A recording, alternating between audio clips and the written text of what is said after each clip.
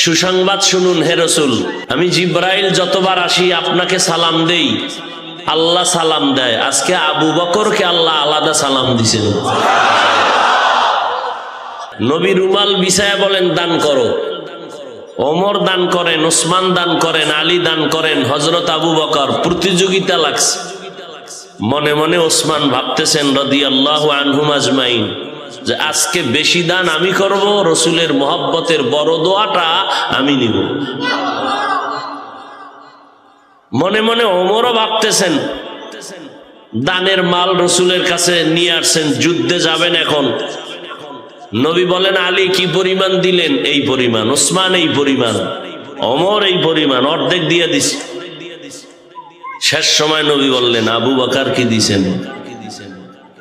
আবু বকর রাদিয়াল্লাহু আনহু বলতেছেন নবী আমার ঘরে ঝাড়ু দিয়া যা ছিল সব দিয়ে দিছি, আল্লাহর রসুল ছাড়া কিছু নেই। মাল কিন্তু আবু বকর সিদ্দিক রাদিয়াল্লাহু তাআলা আনহুর খুবই কম, খুবই কম। তুলনামূলক ওমরের মাল বেশি দানের হিসাবে। ওসমান রাদিয়াল্লাহু তাআলা আনহুর দান মাল বেশি, আবু বকরের মাল কম, কিন্তু ত্যাগ বেশি আবু বকরের, কোরবানি বেশি। এই জন্য কি হইল, নবী আশ্চর্য হয়ে গেলেন, এতটা ত্যাগ, ঘর ঝাড়ু দিয়া সব নিয়ে আসছেন। নবী আশ্চর্য হইতে না হইতে জিব্রাইল আমিন হাজির। জিব্রাইল আমিন কয় আমিও আশ্চর্য হয়েছি, আল্লাহ আশ্চর্য হয়ে গেছেন। সুসংবাদ শুনুন হে রাসূল, আমি জিব্রাইল যতবার আসি আপনাকে সালাম দেই, আল্লাহ সালাম দেয়। আজকে আবু বকরকে আল্লাহ আলাদা সালাম দিয়েছেন। আর আল্লাহ জানতে চেয়েছেন আবু বকরের মনের কি হালাত। মনে যেই পরিমাণ রাগ আসছে মানুষ হিসাবে, খালি বদদোয়াটা যদি এখন করি ওই মুনাফিকদের জন্য, 1 মাসের মধ্যে ওরা ঘুমের মধ্যে বিপদে পড়বে। এতগুলো মানুষের আমিন বৃথা যাবে না। কিন্তু বদদোয়া নিষেধ, আল্লাহর রসুল নিষেধ করেছেন, আল্লাহও নিষেধ করেছেন। এজন্য বদদোয়া করলাম না, বাকি আল্লাহর উপরে ছেড়ে দিলাম। যারা আমাদের ভিক্ষুক বলে মজা পায়, ওরা ডাকাত, ওরা সন্ত্রাসী, ওরা মুসলমান নামের মুনাফিক। আমি আজ আপনাদের সামনে কোরআনে হাকিমের ছোট্ট এক টুকরো আয়াত পড়েছি। ইকো হয় কেন? রিভাব বাড়ান। রসুলের অসংখ্য হাদিস শরীফ থেকে একটি হাদিস পড়েছি। আপনাদের পরিচিত একটি আয়াত, কোরআন শরীফ পড়তে না জানলেও শুনতে শুনতে অনেকেরই মুখস্থ হয়ে গেছে। কি পড়ছিলাম মনে আছে আপনাদের? ওয়ামা আরসালনাকা ইল্লা রাহমাতাল লিল আলামিন। আল্লাহ তাআলা বলেন, হে রাসূল করিম সাল্লাল্লাহু আলাইহি ওয়া আলিহি ওয়াসাল্লাম, আমি আপনাকে পৃথিবীতে প্রেরণ করি নাই, হ্যাঁ করেছি জগৎ সমূহের রহমত হিসেবে। সুবহানাল্লাহ বলবেন না?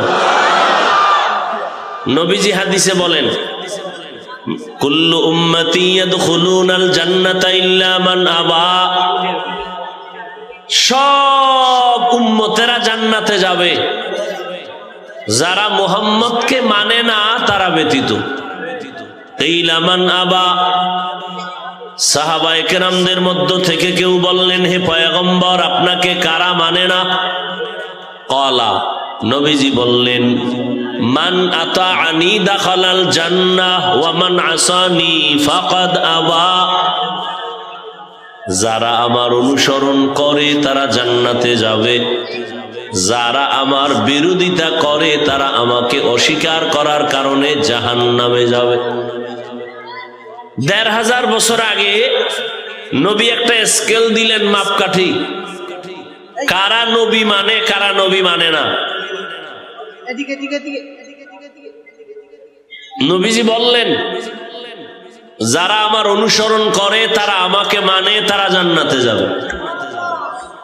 যারা আমার বিরোধিতা করে তারা আমাকে মানে না, এ কারণে কোথায় যাবে? জাহান্নামে যাবে। নবীর অনুসরণ কি? একটা হলো ভালোবাসা বা মোহাব্বত। এই মিয়া রিভাবটা কমাইলেন কেন? ডিস্টার্ব করেন কেন এতবার? একটার নাম হলো মোহাব্বত, আর একটার নাম হলো ইতাআত। এই যেভাবে আছে সেভাবে থাক, লাড়াচাড়া করেন না। মোহাব্বতের অর্থ ভালোবাসা, ইতাআতের অর্থ অনুসরণ বা অনুকরণ। মোহাব্বত সফলতার প্রথম ধাপ, স্টেশন, আর ইতাআত হলো সফলতার চূড়ান্ত স্টেশন। ভালোবাসা এর নাম মোহাব্বত, অনুসরণ অনুকরণের নাম ইতাআত। ভালোবাসা মোহাব্বতের জন্য কাউকে দেখতে হয় না, দূরের থেকে গায়েবী ভাবে ভালোবাসা হয়। কিন্তু ইতাআতের জন্য, অনুসরণের জন্য না দেখে হবে না, দেখতে হবে, চাই সেটা ডাইরেক্ট হোক অথবা ইনডাইরেক্ট হোক। না দেখে অনুসরণ হয় না। অনুসরণ কাকে বলে? ইতাআত কাকে বলে? যে ব্যক্তি যার ইতাআত করবেন সে তার রঙে রঙিন হবেন। যেমন এখানে আপনারা যারা উপস্থিত হয়েছেন, দ্বীপ জেলা ভোলার তজুমুদ্দিন থানা আরো আশেপাশের থানার থেকে আপনারা আসছেন, আমি 100% বিশ্বাস করি আপনারা ভালোবাসেন, এটা আমি বিশ্বাস করি শতভাগ। কিন্তু এটাও সত্য শতভাগ, কেউ আমার অনুসরণ করেন না। ভালোবাসেন কিন্তু কি করেন না। যেমন অনুসরণ যে করবে সে আমার রঙে রঙিন হবে, তার টুপি আমার টুপির মতো হবে, তার জামার ডিজাইন আমারটার মতো হবে। এক কথা, আমার ডিজাইনে তার ডিজাইন হয়ে যাবে। যে মদিনার অনুসরণ করবে সে মদিনার রসুলের রঙে রঙিন হয়ে যাবে। যে আল্লাহর অনুসরণ করবে সে আল্লাহর রঙে রঙিন হবে। সিবগাতাল্লাহ ওয়া মান আহসানু মিনাল্লাহি সিবগাহ ওয়া নাহনু লাহু। দেখছেন নি আলেম ওলামারা, হাফেজ সাহেবরা বলেন ওয়া নাহনু লাহু। আল্লাহর রং অত্যন্ত সুন্দর, শ্রেষ্ঠ রং, আহসান, যার উপরে আর সুন্দর। রঙ্গে তাকওয়া, রঙ্গে সিদক, রঙ্গে দিতা আবদ বাকি বুয়দ বর আবেদি। সালেহাতু সঙ্গে বুদি দিল খরাশ, আজমুদা এক জমানা খাকে বাস। ইতাআত রসুলের অনুসরণ না দেখে সম্ভব নয়। অনুসরণের জন্য দেখতে হবে, ভালোবাসার জন্য, মোহাব্বতের জন্য দেখার দরকার নাই। গায়বী ভাবে একজন আর একজনকে মোহাব্বত করে, আল্লাহকে আমরা মোহাব্বত করি, আল্লাহকে দেখি নাই। কিন্তু নবীকে অনুসরণের জন্য দেখতে হবে মোহাব্বত, এটা প্রথম স্টেশন। সফলতার চূড়ান্ত স্টেশন হলো ইতাআত। এজন্য আল্লাহ বলেন আতিউল্লাহ ওয়া আতিউর রাসূল ওয়া উলিল আমরি মিনকুম। আল্লাহর ইতাআত করো, রাসূলের ইতাআত করো, উলিল আমর যারা তাদের ইতাআত করো। কুল ইন কুনতুম তুহিব্বুনাল্লাহ ফাত্তাবিউনি ইউহিব্বুকুমুল্লাহ। যারা আল্লাহর ভালোবাসা চাও তারা মুহাম্মদের ইতাআত করো, অনুসরণ করো। আল্লাহকে দাও ভালোবাসা, মুহাম্মদের দাও ইতাআত। আল্লাহকে দাও মুহাব্বত। মুহাম্মদের শুধু মুহাব্বত দিলে হবে না, ইতাআত লাগবে, না হয় কামিয়াবি অর্জন হবে না। আবু তালেব আমার নবীকে মুহাব্বত দিছেন, ইতাআত দেন নাই, ভালোবাসছেন কলিজা দিয়া। ভালোবাসার দ্বারা জান্নাত হবে না, অনুসরণ লাগবে, অনুকরণ লাগবে, নবীর রঙে রঙিন হবে। বর্তমানে নবীর রংটা কি? নবীর রেখে যাওয়া সুন্নত হলো নবীর রং। যারা নবীর রঙে রঙিন হতে চাও তারা মদিনার সুন্নতের রঙে সেজে যাও। মান আহাব্বা সুন্নতি কৌলে রসুল মজদায়ে কানা মাই হাম কুন কবুল। পয়গম্বরের সুন্নতের রঙে রঙিন হয়ে যাও। ওয়ামা আরসালনাকা ইল্লা রাহমাতাল লিল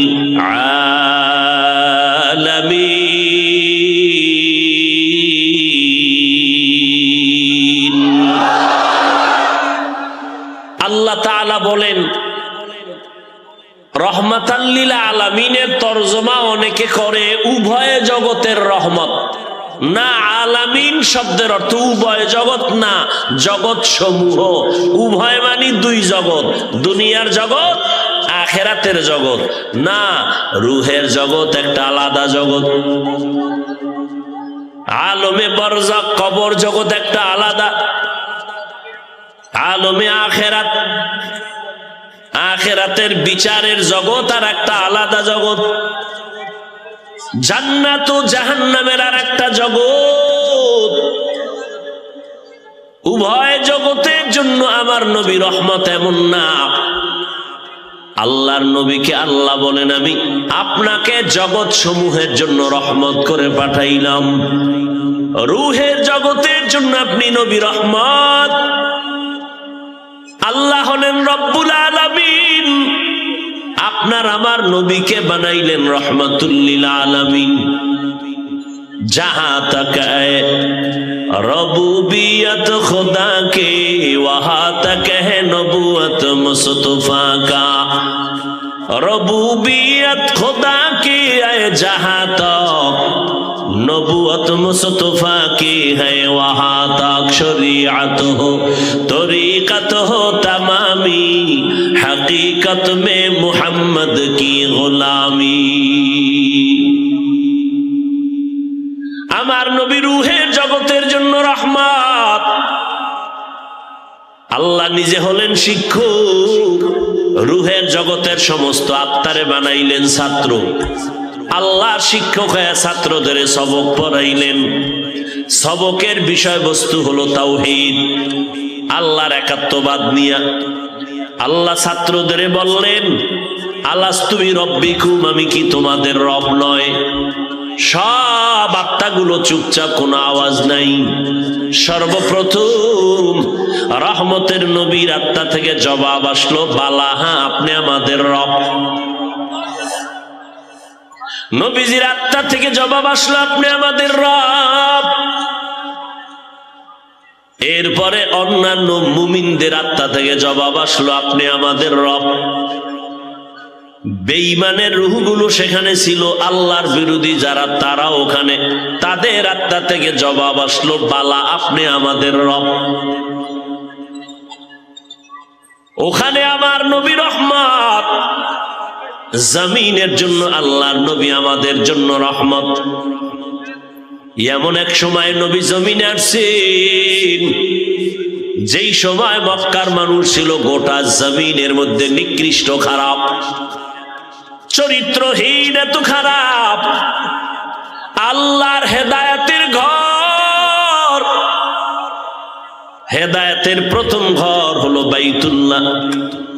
ইন্না আউওয়ালা বাইতিন উযিআ লিন-নাস লাল্লাযী বিবাক্কাতা মুবারাকাও ওয়া হুদা মুবারাকাও ওয়া হুদাল লিল আলামিন।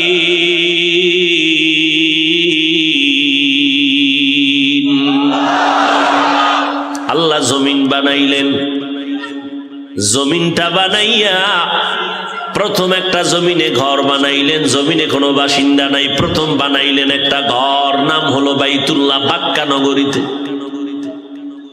আল্লাহ একটা ঘর বানাইলেন। এখনো জমিনে কোনো বাসিন্দা আল্লাহ পাঠান নাই। প্রথম একটা ঘর বানাইলেন পৃথিবীর মধ্যখান জায়গায়, মক্কা নামক জায়গা বাক্কা নগরীতে আল্লাহ পাক ঘর বানাইলেন, বসবাসের ঘর না। আল্লাহ বলেন হুদাল্লিল আলামিন, জগৎ সমূহের জন্য এটা হলো হেদায়েতের ঘর, ইবাদতের ঘর। আল্লাহ প্রথম ঘর বানাইছেন বসবাসের ঘর নাকি ইবাদতের ঘর? এই ঘুমাইতেছেন। মুসলমানের আওয়াজ বেঈমানদের জন্য, বাতিলের জন্য একটা আতঙ্ক। মুসলমানের অস্ত্র নাই, টাকা নাই, পয়সা নাই, এরপরও গোটা পৃথিবীর অস্ত্রধারীরা, টাকাওয়ালারা মুসলমানের ভয় পায়। কেন? মুসলমানের তাকবীরের এমন পাওয়ার যার মোকাবেলা করার কোন অস্ত্র জমিনওয়ালারা বানাতে পারে নাই। এখনো ভয় পায়। এই যে এক জায়গায় বসে আমরা বয়ান শুনতেছি আর করতেছি, পৃথিবীর কোন রাষ্ট্রেই সিস্টেম নেই, অনুমতি নেই। জানে এতগুলো মানুষ যদি এক জায়গায় হয়, না জানি এদের ক্ষমতার চেয়ার ভেঙ্গে দেয়। মুসলমানের পাওয়ার, ইমানি পাওয়ার, মাথা উঁচু করার পাওয়ার। মরতে চায় কিন্তু কোন বেঈমানের কাছে মাথা নত করতে চায় না। ওয়ালা তাহিনু ওয়ালা তাহজানু ওয়া আনতুমুল আ'লাউন ওয়া আনতুমুল আ'লাউনা ইন কুনতুম মুমিনিন।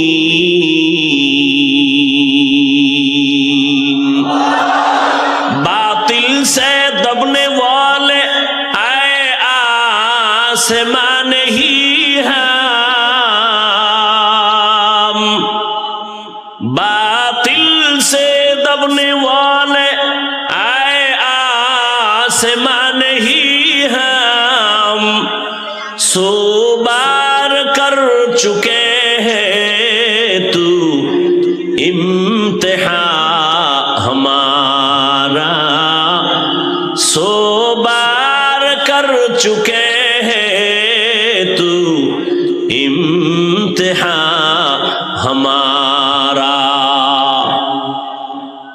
মুসলমানের পক্ষে আল্লাহ আছে না নাই? আল্লাহ বলেন নিশ্চিত মুসলমান বিজয় হইবা যদি ঈমান ঠিক থাকে, মজবুত ঈমান হয়। আল্লাহ যুগে যুগে মুসলমানের বিজয় দান করছেন, তবে ঈমান মজবুত থাকার কারণে। আল্লাহ বলে না অস্ত্রটারে মজবুত বানাও। সিলেটের জমিন বিজয় করছেন শাহজালাল রহমাতুল্লাহ আলাইহি, কোনো অস্ত্র লাগে নাই, একমাত্র তাহাজ্জুদের মোনাজাতের কান্না, ফজরের আযান। হাজার বেঈমানের মোকাবেলায় 313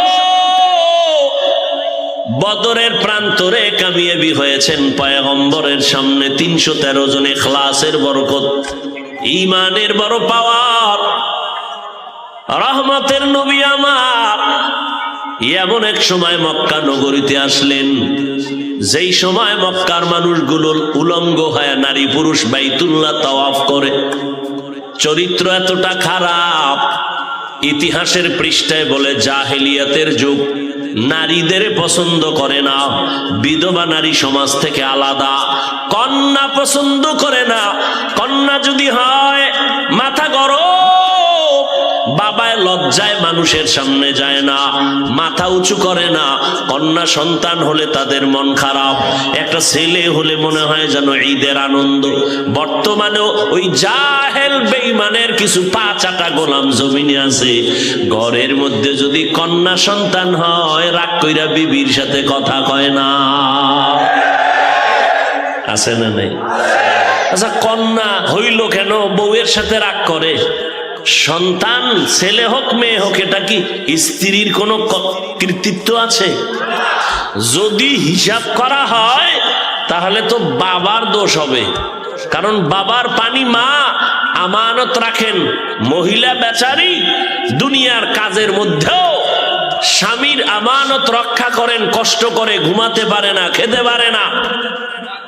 তাকে পুরস্কার দেওয়া উচিত যে তোমার বাচ্চাটা আমি গর্ভে ধারণ করলাম, এটা এখানে আমি শুধু ধারণ করতেছি, আমি বহন করতেছি বোঝা, বোঝা তোমার, বহন করি আমি, দিয়েছো বোঝা তুমি, এখানে আমার কি? মায়ের কোন অপরাধ আছে? মূর্খ জাহেল স্ত্রীর সাথে রাগ করে কথা বলে না, কন্যা হলো কেন? আসলে স্বামীরও দোষ না, স্ত্রীরও দোষ না, কন্যা দেখ আর ছেলে দেখ, কে দেয়?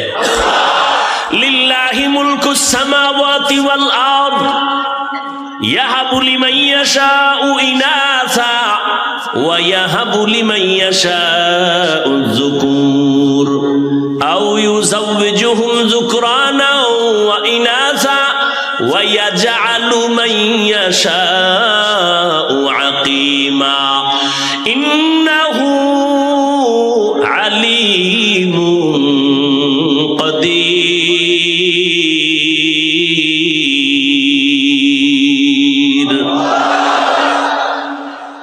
আল্লাহ বলেন, আসমান জমিনের মালিক আমি আল্লাহ। কাউকে আমি আল্লাহ ছেলে দেই, কাউকে মেয়ে দেই, কাউকে দোনোটাই দেই, কাউকে আমি কোনোটাই দেই না। ক্ষমতা কার? আহ, মা শুধু বোঝা বহন করেছেন, এজন্য তাকে পুরস্কার দেওয়া দরকার। যেই আম্মা জানের কণ্ঠের আওয়াজ ভেতরের দরজা দিয়া সামনের বারান্দায় আসে না, মা এত লজ্জাশীলা মা, জোরে চিল্লায়া কথা বলে না, কারণ কণ্ঠটা নারীদের জন্য পর্দা। আম্মা জানেরা শরীরটাকে ঢেকে রাখবেন, এটা যেমন ফরজ, আম্মা জানদের কণ্ঠকেও কন্ট্রোল করাটাও ফরজ, কারণ কণ্ঠ দিয়া কেউ যেন বিপদগামী হতে না পারে। আল্লাহ আয়াত নাজিল করে কণ্ঠকে হেফাজতের কথা বললেন। ইয়া নিসাআন নবিয়্যি লাস্তুন্না কাআহাদিম মিনান নিসা ইনিত্তাকাইতুন্না ফালা তাখদা'না বিল কওল ফায়াতমা আল্লাযী ফী কলবিহি মারাদ ওয়া কুলনা কাওলাম মা'রুফা। নারীদের কণ্ঠকে মিডা লাগায় না, মধুর আওয়াজ দিও না রে নারী, কণ্ঠকে হেফাজত করো। আম্মা জান কণ্ঠকে এতটা কন্ট্রোল করেন, ভিন্ন পুরুষের সাথে চিল্লায় কথা বলেন না, কিন্তু আমি যেদিন দুনিয়াতে আসব ওই দিন আম্মা জান এত চিৎকার দিলেন অজান্তে অনিচ্ছায়। আম্মা জানের কণ্ঠের আওয়াজ আর চিৎকারের আওয়াজ শুধু ঘরের ভেতর থেকে সামনের বারান্দা না, পাশের বাড়ির মানুষগুলো সজাগ হয়ে গেল, ঘুমাতে পারে না। জীবনের মূল কষ্ট মায়ের, জীবনের মূল কষ্ট মায়ের, প্রসব বেদনা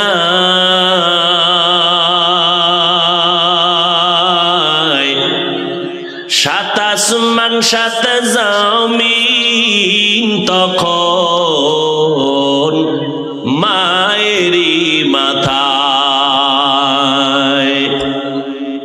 জীবনের মূল কষ্ট মায়ের, প্রসব বেদনা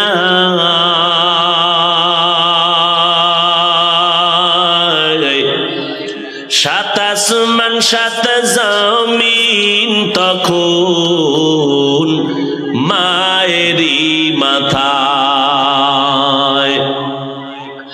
আমার সুন্দর মুখ দেখে মা,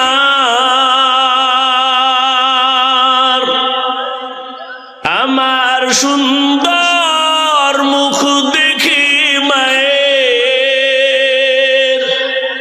ব্যথা যায় দে হাসাইয়া। ও আমার প্রাণের মা, মা গো মা, কোথায় গেলে মোরে ছাড়িয়া? জনম দুঃখী ইয়াতীম আমি, চায় না কেহ ফিরিয়া। আমি যখন ছিলাম আমার মায়ের উদরে,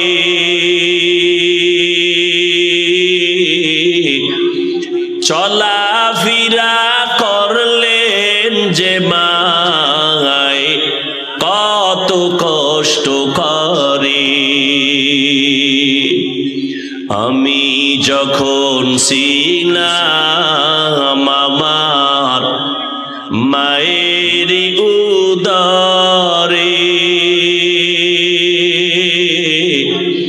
চলাফেরা করলেন যে মায় কত কষ্ট করে। এমন মাকে কেমন আজি, এমন মাকে কেমন আজি যাব আমি ভুলিয়া। ও আমার প্রাণের মা, মা গো মা, কোথায় গেলে মোরে ছাড়িয়া। জনম দুঃখী ইয়াতীম আমি, চায় না কেহ ফিরিয়া। আম্মা জানের আওয়াজ এতটা প্রকাশ হয়ে গেল যে আওয়াজের কারণে পাশের ঘরের মানুষগুলো সজাগ হয়ে গেল। আল্লাহ তাআলা বলেন, আমি আল্লাহ চাইলে কাউকে ছেলে দেই, কাউকে মেয়ে দেই, কাউকে দোনোটাই দেই, কাউকে কোনোটাই দেই না। ক্ষমতা কার? আহ, রহমতের নবী জমিনের মধ্যে আছে যেই সময় মক্কার মানুষ কন্যা সন্তানকে অভিশাপ মনে করে।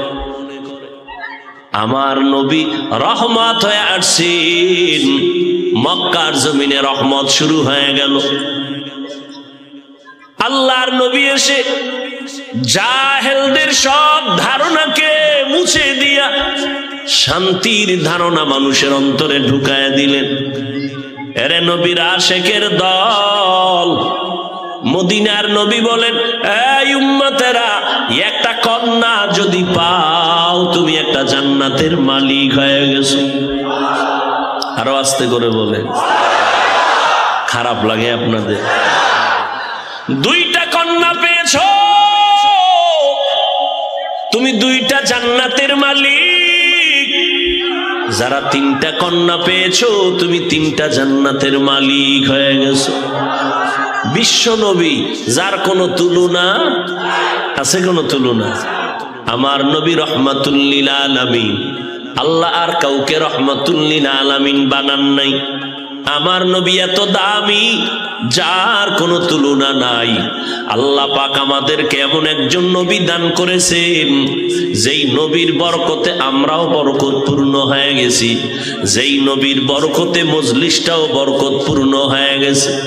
এরে নবীর আশেক এতগুলো মানুষ আজ এই মাদ্রাসার মাঠে, এতগুলো মানুষ বসে আছেন, কাউকে টাকা দেওয়া হয় নাই, বরং মাদ্রাসার জন্য টাকা রেখে দেওয়া হলো। দুনিয়ার কোন টাকাওয়ালা যদি চাইতেন এতগুলো মানুষ এক জায়গায় জমা করবেন, চাইলে পারতেন, তবে টাকার লোভ দেখাইয়াও এই জান্নাতি মানুষগুলো আনতে পারতেন না। ও ভাইরা, এতগুলো মানুষ এক জায়গায় জমা কইরা মা বাবার জন্য দোয়ার আয়োজন কোনোদিন করেছেন? কথা বলেন, পারবেন বলে আশা আছে? টাকাওয়ালারা চাইলে মোটামুটি পারবে, কিন্তু এই জান্নাতি মানুষ পাবে না। তাদের ভিআইপি চেয়ারে বসবে ভিআইপি সুদখোরেরা, গাঞ্জাখোরেরা, মদখোরেরা, যাদের মোনাজাত কবুল হবে না। সুদখোরের মোনাজাত কখনো কবুল হবে না, কখনোই কবুল কবুল হবে না যতদিন পর্যন্ত তওবা না করবে। তারপরও কি লাগতো তার? এতগুলো মানুষ আনার জন্য ফ্রি গাড়ি দেওয়া লাগতো, ঠিক নেই? আসার পরে ভিআইপি ব্যবস্থা, ভিআইপিদের জন্য ভিআইপি চেয়ার, যারা ভিআইপি না নন ভিআইপিদের জন্য একটু নরমাল চেয়ার, আবার ফাঁকে ফাঁকে নাস্তা দাও, যদি নাস্তা দেরি হয় তো চেয়ারের বাড়ি, ঠিক নেই? এরপরে আবার এতগুলো মানুষ নিয়ন্ত্রণের জন্য কত পুলিশ লাগতো, কত র্যাব,